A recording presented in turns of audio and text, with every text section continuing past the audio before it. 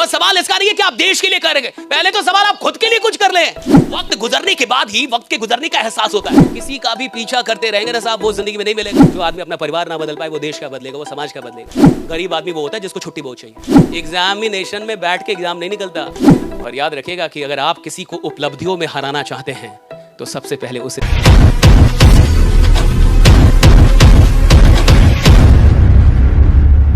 एक कहानी सुन लीजिए, मैं ज्यादा टाइम नहीं लूंगा। राइट, एक बड़ी इंटरेस्टिंग स्टोरी इसे सुनिए। हरियाणा के अंदर एक बच्चे का जन्म होता है और उसका जन्म होता है, वो 3 बहनें उसकी पहले से थी, वो चौथा, यानी परिवार में 4 बच्चे हो गए, 3 बहनें और 1 भाई। उसके पिताजी एयरफोर्स में नौकरी करते थे, सब कुछ बढ़िया चल रहा था। जब वो बच्चा 7 साल का होता है तो एक बहुत दुखद समाचार उसके घर पे पहुंचती है कि उसके पिता जो एयरफोर्स में थे उनकी किसी बीमारी के चलते निधन हो जाती है। तो 7 साल का जब वो बच्चा था तो उनके पिता का निधन हो जाता है। और पिता का निधन मतलब यानी जिंदगी ने आपसे एक बहुत बड़ी चीज छीन ली। जिन लोगों के पिता नहीं है वो जानते इस बात को। तो जिंदगी ने एक बहुत बड़ी चीज, एक बहुत बड़ी शक्ति छीन ली। 7 साल का वो बच्चा और पिता का साया जिंदगी ने उसके सर से छीन लिया। मां 3 बच्चियां, 1 बच्चा। राइट, मां उनको कैसे भी करके पालती है, पोसती है, बड़ा करती है। और बच्चा पहुंच जाता है इंटरमीडिएट में। बहुत सारे लोग यहां होंगे जो इंटरमीडिएट में होंगे। और वो कॉमर्स की पढ़ाई कर रहा था, सब कुछ बढ़िया चल रहा था। और 2000 लगभग 14 या 15 में जब वो कॉमर्स का ट्यूशन करके घर लौट रहा था अपनी बाइक से, तो एक शाम उस शाम उसका रोड एक्सीडेंट होता है। और एक ट्रॉली ट्रैक्टर जो होता है सीमेंट की पूरी, उससे उसका एक्सीडेंट होता है। बहुत लंबा वो खींचा जाता है और उस एक्सीडेंट में वो हमेशा के लिए अपना एक पैर गंवा देता है। अब देखिए, वही एक लड़का था, 3 बहनें पहले से थी, माँ थी, सब कुछ उसी पे था कि वही कुछ करेगा। और जो इंसान अपना शरीर का, कोई भी शरीर का जब अंग जाता है तो सिर्फ अंग नहीं जाता, आपकी एक आइडेंटिटी चली जाती है। Right, it's very tough. ये शारीरिक तौर पे कम चुनौतीपूर्ण है, मानसिक तौर पे बहुत ज्यादा चुनौतीपूर्ण है ये। इसलिए जब किसी का एक्सीडेंट होता है या कुछ वो शरीर का कोई पार्ट अगर वो चला तो उसको डिप्रेशन हो जाता है। राइट, क्योंकि आपकी आइडेंटिटी है वो।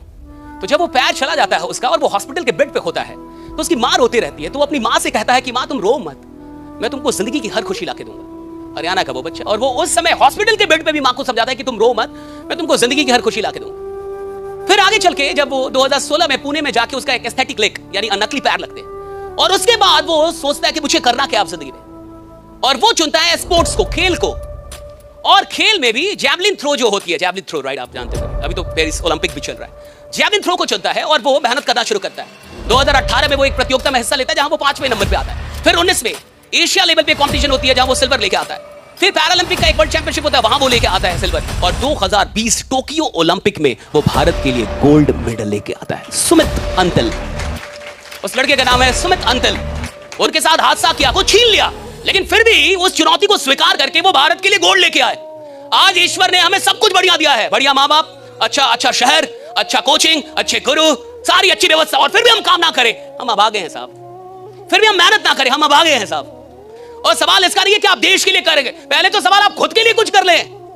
देश के लिए तो बहुत बड़ा है सोचना कि मैं देश के लिए कुछ बड़ा कर पाऊं, मैं समाज के लिए। पहले तो आप अपने लिए ईमानदार हो जाएं कि मैं खुद को बढ़िया बना लूं, जैसा हूं वैसा ना रहूं, खुद को बदल लूं इस पटना में आके। और अगर मैं आइडियलाइज में हूं तो मैं अपनी पढ़ाई को, अपनी चीजों को आगे लेके जाऊं, कुछ अच्छा करूं। आप पिछले देखिए, और आपके पास बहुत टाइम नहीं होता, जब इंसान पढ़ाई कर लेता है ना तब पछतावा होता है साहब। अभी नहीं होगा, बाद में होता है। वक्त गुजरने के बाद ही वक्त के गुजरने का एहसास होता है। जब मौका चला जाता है तब आपको लगता है ये मौका बहुत बड़ा था। तो जब जिंदगी आपसे मौका छीन लेगी तब आपको लगेगा कि मुझे उस समय पढ़ लेना चाहिए। और किसी का भी पीछा करते रहेंगे ना साहब, वो जिंदगी में नहीं मिलेगा। जब आप जिंदगी में खुद पे मेहनत करेंगे, एक दिन दुनिया आपका पीछा करती है। आप जहां जाते लोग आपसे मिलना चाहते हैं। Right, people want to meet you, people want to see you. Right, people want to have clicks with you. Right, it's all about working on yourself. जब आदमी खुद पे मेहनत करता है ना साहब, तो जो चीजें उसे नहीं भी मिलनी थी वो भी मिलती है, जिसको नहीं भी आना था वो भी आता है। It's all about working on yourself. तो एक बात याद रखिएगा, आज आपके पास पटना में, और बहुत बड़ा टाइम भी नहीं होता, मुझे नहीं पता आप कैसे परिवार से इधर आए और क्या आपके पिताजी और माँ की उम्मीदें हैं, लेकिन मुझे इतना पता है कि भारत का, बिहार का जो एक पिता होता है, उसकी उम्र अगर 50-60 साल है या 55 साल उसकी उम्र है, तो वो 12 घंटे काम कर रहा है साहब। आपके पिताजी 12 घंटे मेहनत कर रहे होंगे, 12 घंटे। तो अगर मेरे पिता 12 घंटे मेहनत कर रहे हैं और मैं 12 घंटे सोऊं, दोनों चीजें सही नहीं है साहब। आपके पिताजी 12 घंटे काम कर रहे हैं कि आपको कोई तकलीफ ना हो, आपको कोई कष्ट ना हो, आपको कोई परेशानी ना हो, और वही बच्चा आके यहाँ 12 घंटे सोए, आके यहाँ 14 घंटे सोए, काम ना करे, मेहनत ना करे। अब बेईमानी। और सवाल इसका नहीं है कि मैं टॉपर हुआ कि नहीं, सवाल इसका नहीं है कि मुझे दुनिया में नंबर 1 होना है, सवाल इसका है कि मुझे अपनी जिंदगी का नंबर 1 होना है, कि 2024 में मैं वो इंसान हूं जो कभी नहीं था। मैं नंबर 1 हूं 2024, मैं अपनी जिंदगी का नंबर 1 हूं। अगर मेरी उम्र 20 साल है, 20 साल का नंबर 1 आदमी मैं हूं। अगर 21 साल में 21 साल में ये नंबर 1 हूं, और अगर मैं ये भी नहीं कर पा रहा तो मैं बहुत पीछे हूं, और जमाने में कंपटीशन बहुत ज्यादा है।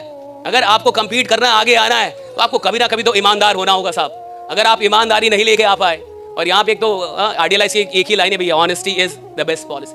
हर जगह honesty is the best policy, लेकिन ये ऑनेस्टी इतनी महंगी चीज है कि आप सस्ते लोगों से इसको उम्मीद ही नहीं कर सकते। This is so costly, this is so priceless. आप कितने ईमानदार हैं अपने एफर्ट्स में, ये देख लीजिएगा कि आपकी ईमानदारी कितनी है। लास्ट में एक बात बताता हूं, 2007 में एक आदमी ने दुनिया के सामने आके ये कहना शुरू किया, दुनिया की मीडिया को, कि मैं 2008 की ओलंपिक में वर्ल्ड रिकॉर्ड बनाऊंगा और 36 साल पुराना रिकॉर्ड तोड़ दूंगा।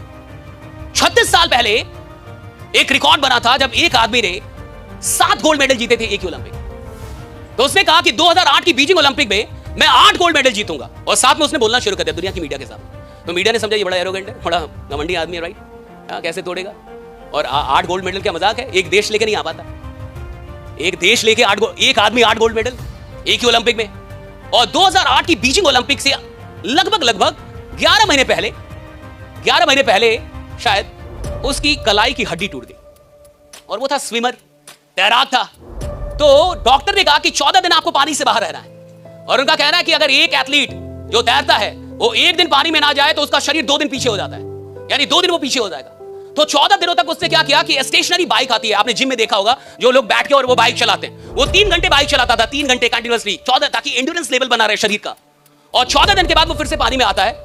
ओलंपिक होती है, ओलंपिक हुई बीजिंग ओलंपिक, और बीजिंग ओलंपिक में एक आदमी ओलंपिक का 36 साल पुराना रिकॉर्ड तोड़ता है, एक ही ओलंपिक में 8 गोल्ड मेडल जीतता है, और माइकल फेल्प्स का जन्म होता है। दुनिया जानती है माइकल फेल्प्स के बारे में।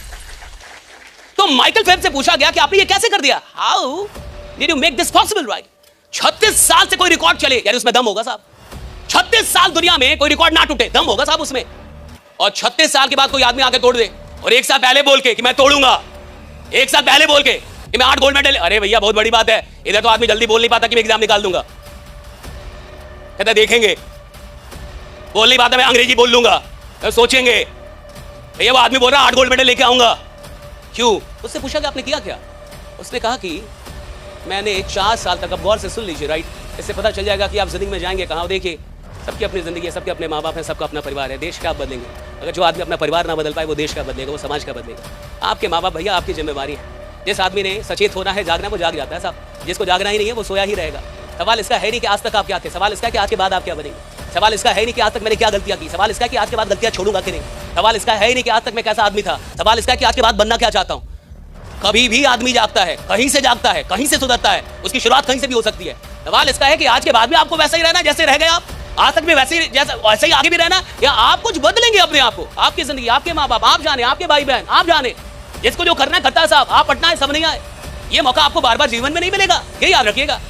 अब एक बात समझिए, उससे पूछा गया, उसने कहा कि 4 साल, गौर से सुन लीजिए, कान खोल के दिमाग खोलिए, कहा कि 4 साल तक बिना एक दिन छुट्टी लिए, जब अमेरिका में 25 दिसंबर को पूरा अमेरिका छुट्टी मनाता था, उस दिन भी, यानी क्रिसमस के दिन भी, उस 25 दिसंबर को भी मैं अकेला प्रैक्टिस करता था, 10 से 12 घंटे पानी में रहता था और तैरता था। 4 साल बिना एक दिन छुट्टी लिए, फिर से सुनिए, 4 साल बिना एक दिन छुट्टी लिए, और मैं एक दिन 10 से 12 घंटे पानी में था। 4 साल बिना एक दिन छुट्टी लिए। अगर आप और मैं आते, एक दिन में क्या जाता है, अरे मैं 364 दिन काम कर रहा हूं, एक दिन ना भी करूं तो क्या जाता है, हम तो यही सोचेंगे ना। वो कह रहा है कि क्रिसमस के दिन अमेरिका छुट्टी मनाता था, मैं पानी में रहता था, मैं प्रैक्टिस करता था। 4 साल बिना एक दिन छुट्टी लिए। आपको बात समझ में आ रही? 4 साल बिना एक दिन छुट्टी लिए। गरीब आदमी वो होता है जिसको छुट्टी बहुत चाहिए, जिसको बहुत छुट्टी चाहिए ना, गरीब आदमी होता है। असफल आदमी को छुट्टी चाहिए, असफल आदमी को आराम चाहिए, गरीब आदमी को आराम चाहिए। गरीब आदमी सिर्फ छुट्टी मांगेगा, और उसके लिए वो बॉस भगवान होता है जो छुट्टी दे दे। जिस आदमी को रिकॉर्ड बनाने हो, जिस आदमी को लीजेंड बनना होता है ना साहब, उसको छुट्टी से नफरत होती है, राइट, उसको आराम से नफरत होती है, उसको काम चाहिए साहब, उसको वो प्रैक्टिस। और याद रखिएगा, चैंपियन खेल में नहीं बनते, चैंपियन मैदान में नहीं बनते, चैंपियन मैदान में उतरने से पहले बन जाते हैं। चैंपियन मैदान में पैदा होता है नहीं साहब, चैंपियन अभ्यास में पैदा हो जाता है। 2008 में जब माइकल फेल्प्स ने बीजिंग ओलंपिक में 8 गोल्ड मेडल जीता, उससे पहले बोल दिया था, वो साथ में बोल रहा था मैं जीतूंगा। 8 में तो दुनिया ने देखा, 7 में तो वो जानता था कि मैं बन रहा हूं। दुनिया ने 8 में देखा, मैदान में चैंपियन पैदा नहीं होते, चैंपियन खेल शुरू होने से पहले पैदा हो जाता है कि मैं चैंपियन हूं। खेल शुरू होने से पहले वो जानता है मैं खेल बदल दूंगा, वो जानता है मैं खेल में आऊंगा सब कुछ बदल दूंगा। उसको पता होता है साहब, एग्जामिनेशन में बैठ के एग्जाम नहीं निकलता, जिसका एग्जाम निकलना होता है वो पहले जानता है कि मैं एग्जाम निकालूंगा। जिसको जिंदगी में आगे जाना होता है ना, वो अभ्यास में बता देगा कि मैं कहां जाऊंगा, राइट। और 2007 में माइकल फेल्प्स ये बात क्यों बोल पाया? क्योंकि वो 4 साल में एक दिन छुट्टी नहीं लिया था। उसको पता था कि मैंने मेहनत की है। और याद रखिएगा कि अगर आप किसी को उपलब्धियों में हराना चाहते हैं तो सबसे पहले उसे मेहनत में हराइए, राइट। जब आप किसी को मेहनत में हरा सकेंगे तब आप उसको उपलब्धियों में भी हरा सकेंगे। जो लीजेंड होते हैं ना साहब, वो पहले मेहनत में हराते हैं। माइकल फेल्प्स ने पता किया था कि वो जो आदमी था जिसने 7 मेडल लिए थे, 7 गोल्ड, उसने क्या किया था। तो माइकल फेल्प्स को पता चला कि वो 7 से 8 घंटे तैरता था रोज। तो माइकल फेल्प्स ने कितना तैरा? 10 से 12 और 4 साल लगातार। इसलिए वो श्योर था मैं तोड़ दूंगा। मेहनत कर ली ना उसने साहब। जिसने मेहनत कर लिया ना साहब, उसके अंदर विश्वास आता है, और विश्वास मेहनत से पैदा होता है। और जब एक बार विश्वास आ जाए तो आप दुनिया में कुछ भी हासिल कर सकते हैं, right. You can achieve anything.